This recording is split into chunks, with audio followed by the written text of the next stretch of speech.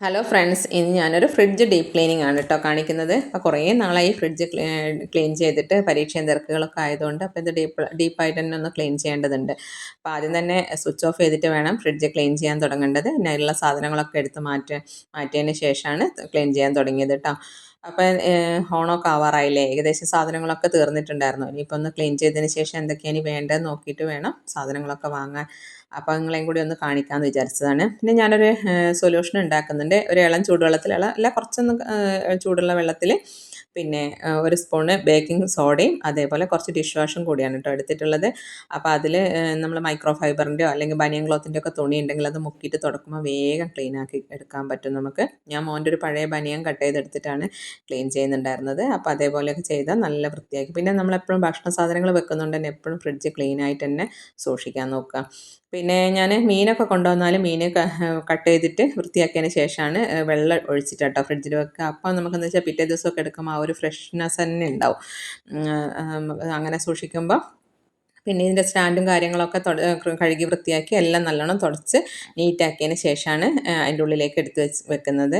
പിന്നെ നമുക്കെന്താ ഈ എന്തെങ്കിലും ചില ഫ്രിഡ്ജിൻ്റെ ഉള്ളിൽ ചിലപ്പോൾ അങ്ങനെ പൊട്ട സ്മെല്ലോ എന്തെങ്കിലുമൊക്കെ സ്മെല്ലൊക്കെ വരുന്നുണ്ടെങ്കിൽ ചെറിയൊരു പാത്രത്തിൻ്റെ അകത്ത് കുറച്ച് ബേക്കിംഗ് സോഡ വെച്ചാൽ നമുക്ക് ആ സ്മെല്ലൊക്കെ അത് വലിച്ചെടുത്തോളൂ കേട്ടോ. അങ്ങനെ വെക്കുന്നത് നല്ലതാണ്. പിന്നെ ഞാൻ ഇതിൻ്റെ സ്റ്റാൻഡും പിന്നെ അതേപോലെ വെജിറ്റബിൾസൊക്കെ ഇടാനുള്ള പിന്നെ ഇതൊക്കെ ട്രേ ഒക്കെ നന്നായി ക്ലീൻ ചെയ്ത് വൃത്തിയാക്കിയതിന് ശേഷം പിന്നെ ഫ്രിഡ്ജിൻ്റെ ഉള്ളിൽ ഞാൻ വെക്കാൻ വേണ്ടിയിട്ട് ഒരു മാറ്റ് വാങ്ങിയിട്ടുണ്ടായിരുന്നു. അത് മീഷോന്ന് വാങ്ങിച്ചതാണ് കേട്ടോ. നല്ല ഉപകാരമുള്ള ഒരു സാധനമായിരുന്നു. എന്നുവെച്ചാൽ എന്തെങ്കിലും മറിഞ്ഞു പോവുകയൊക്കെ ചെയ്താൽ നമുക്കത് മാത്രം എടുത്തിട്ട് വൃത്തിയാക്കാൻ പറ്റും. അപ്പോൾ പിന്നെ അതെല്ലാം കഴുകി വൃത്തിയാക്കി തുടച്ചിട്ട് അതിൻ്റെ ഉള്ളിലേക്ക് എടുത്ത് വെക്കുകയാണ്. പിന്നെ എൻ്റെ സ്റ്റാൻഡിൻ്റെ തട്ടൊക്കെ ഗ്ലാസിൻ്റെതായിരുന്നു. അതുകൊണ്ട് തന്നെ നല്ലോണം ശ്രദ്ധിച്ച് വേണമായിരുന്നു ചെയ്യാൻ. പിന്നെ ഞാൻ ഫ്രിഡ്ജിൻ്റെ സൈഡിൽ ഒരു ചെറിയ ബോർഡ് ഒട്ടിച്ച് വെച്ചിട്ടുണ്ട്. അതും ഇതേപോലെ ഓൺലൈനിൽ നിന്ന് വാങ്ങിച്ചതായിരുന്നു, സ്റ്റിക്ക് ചെയ്യുന്നത് ടൈപ്പ്.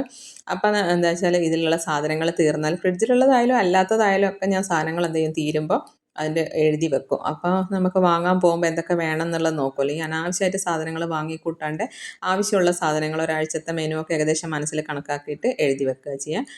പിന്നെ ഞാൻ എന്തൊക്കെ ഇതെല്ലാം ഇതിൻ്റെ ഉള്ളിലേക്ക് തന്നെ എടുത്ത് വെച്ചിട്ട് പിന്നെ ഫ്രിഡ്ജിൻ്റെ ഉള്ളിൽ വെക്കാൻ ഞാൻ അധികം ചെറിയ ചെറിയ ബോക്സുകളിലാക്കിയിട്ട് തന്നെയാണ് സൂക്ഷിക്കാറ്. നമ്മളിപ്പോൾ പുറത്തുനിന്നൊക്കെ ഭക്ഷണമെല്ലാം വാങ്ങുമ്പോൾ ഒക്കെ ചെറിയ ബോക്സിലല്ലേ കിട്ടുക. അങ്ങനത്തെ ബോക്സുകളൊന്നും കളയാണ്ട് എടുത്ത് വെക്കും കേട്ടോ.